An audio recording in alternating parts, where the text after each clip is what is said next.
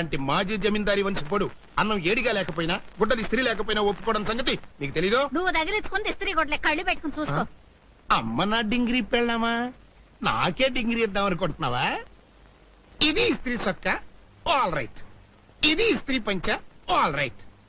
మరి షెడ్డి సంగతి ఏంటమ్మా? దీని స్త్రీ ఏమైనట్టు కాకెత్తిపోయిందా?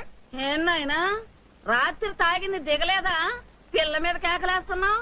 కేకలేటం కదే అత్తమ్మా, నీ కూతుర్ని కరిచేసి కొరికేసిన పాపం లేదు. కుక్క ఏమన్నా కరిసిందేమే? ఏం పాడో ఛీ, ఛీ, ఛీ, ఛీ, ఛీ, ఛీ. ఛా, ఛా, ఛా, ఛా, ఛా, ఛా. ఈ స్త్రీలని చెడ్డి వేస్తుందంటే అదమ్మా. నువ్వు మాత్రం ఈ చెడ్డి సంగతి మర్చిపోబాక.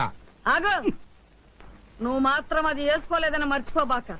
దారిలో ఎక్కడైనా పంచూడిందంటే చస్తారు జనం చూడలేక. అంబే అంబే